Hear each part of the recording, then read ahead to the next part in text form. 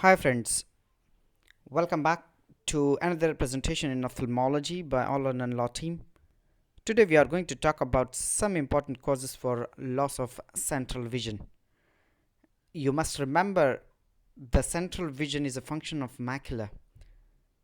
So any pathology in the macular area can cause loss of central vision with peripheral vision being normal.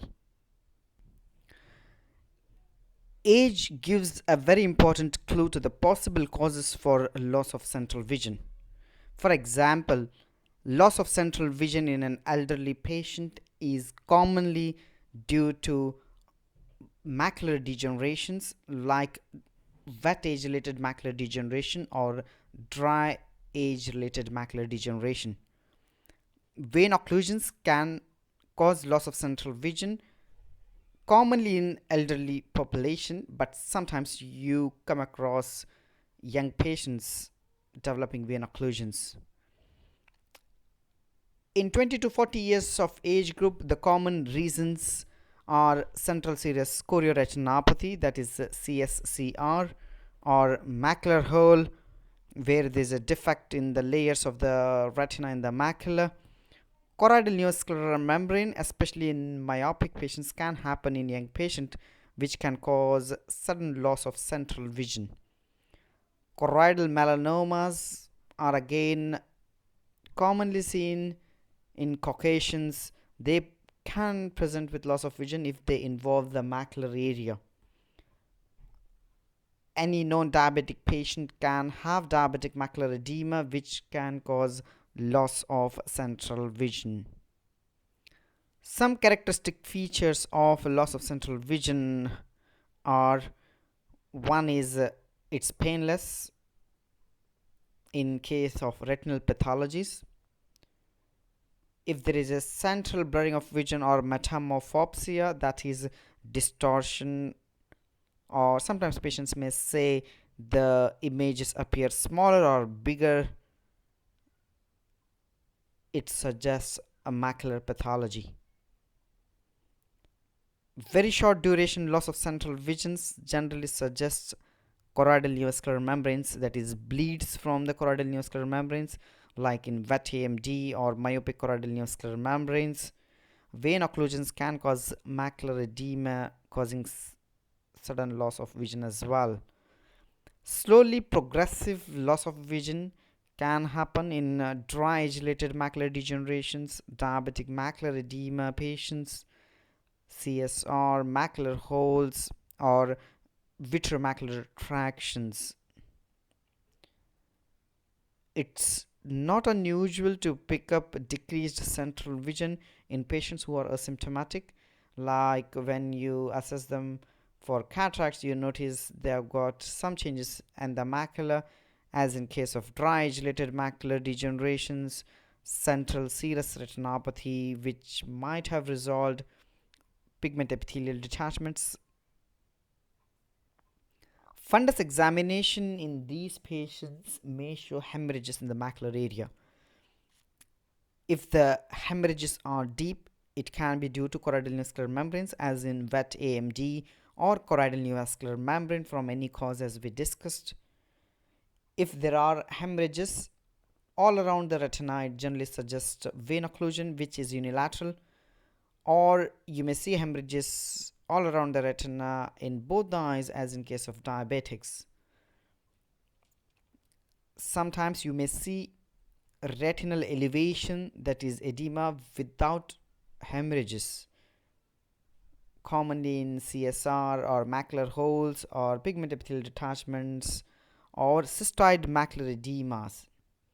Wet AMD sometimes can present in absence of hemorrhages. Let us try to look at some of the reasons for loss of central vision. One is dry age related macular degeneration. Very common in Caucasians. They are mostly asymptomatic. Sometimes they can present with gradual, painless, progressive loss of vision. When you examine, you can see some white spots on the macular area, which are nothing but drusen's, which are seen at the level of retinal pigment epithelium or Bruch's membrane. you can see some atrophic areas or a patch in the central area. The important things are there are no hemorrhages, there is no retinal elevation, and they can be asymptomatic. They are at risk of developing wet AMD, which is about 10%. Diabetic maculopathy is a very common cause of loss of vision in diabetics. When you examine these patients, you will see bilateral changes. They may be asymmetric sometimes, one eye having more changes than the other. You may see exudates, which are yellow, lesions in the retina, which represent leakage of lipids, microaneurysms, multiple superficial retinal hemorrhages or deep hemorrhages. When you examine the OCT scan, that is optical coherence tomography images, you may see fluid collection in the macular area. Another very important cause is vein occlusion, especially branch retinal vein occlusion. In case of central retinal vein occlusion, you may see hemorrhages all around the retina. Whereas if you see hemorrhages only in the macular area, sometimes that can happen with the macular branch retinal vein occlusion, causing macular edema. Again, this will be unilateral, and the vision sometimes can be normal if the macular edema is not significant, or the vision may be decreased if there is macular edema. When you examine the fundus, you may see superficial retinal hemorrhages along the retinal blood vessels. The blood vessels may be dilated. And torches, you may see cotton wool spots, which suggest infarction of the nerve fiber layer. And when you see the OCT macula, you may see the cystoid spaces in the macular area, suggestive of macular edema. This is the fundus picture and the OCT in central serous chorioretinopathy. As I said, commonly seen in 20 to 40 years of age group. Vision is not very grossly affected. The vision may be decreased to some extent. It is generally self-limiting and people may have recurrent episodes. The common type of personality that is affected by this are people who are type A personalities, which represent anxious people with lot of stress.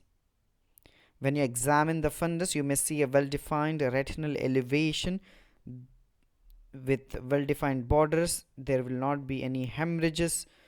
If it is long-standing, you may see some retinal pigment epithelial changes.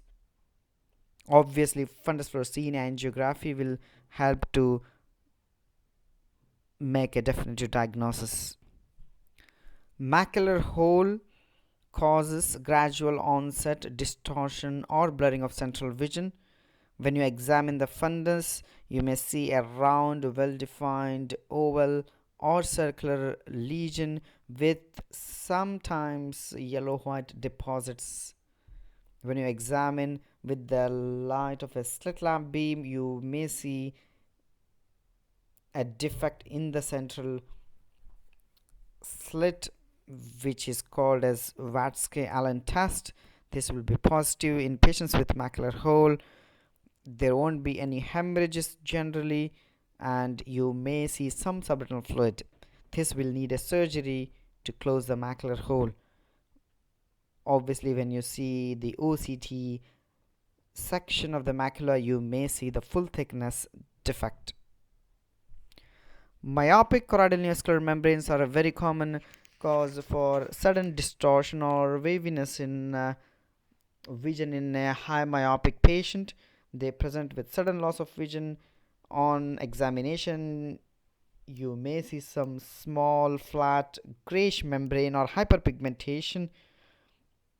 The fundus shows typical myopic features like thin retinal pigment epithelium with prominent choroidal vasculature. You may sometimes see the staphylomas. Early treatment is very important in myopic choroidal neovascular membranes to decrease the risk of complete severe loss of central vision. Choroidal melanomas will show a pigmented lesion at the macula with some orange pigments. Presence of subretinal fluid or elevation of the retina or hemorrhages near the pigmented lesion always raise the suspicion of melanoma. The vision will only be affected if there is any fluid, hemorrhage, or obvious lesion at the macula. Prompt referral to the ophthalmic oncologist is very important for early treatment. Angioid streaks are commonly seen in patients who have got connective tissue disorders like pseudoxanthoma elasticum. These represent cracks in the Bruch's membrane, which increases the risk of development of choroidal neovascular membrane. Angioid streaks themselves are asymptomatic.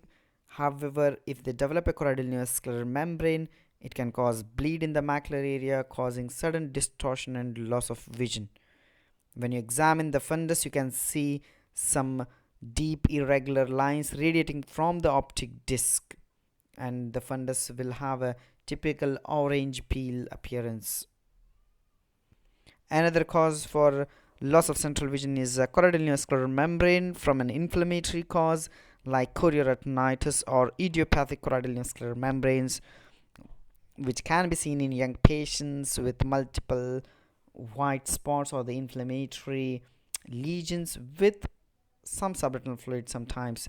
Generally, you don't see any hemorrhages in the macular area in these patients. Pigment epithelial detachments can happen in patients who can develop choroidal neovascular membranes, especially the wet AMD. You can see the elevation of the retinal pigment epithelium like a blister. These pigment epithelial detachments themselves don't need any treatment, but they increase the possibility of development of choroidal neovascular membrane.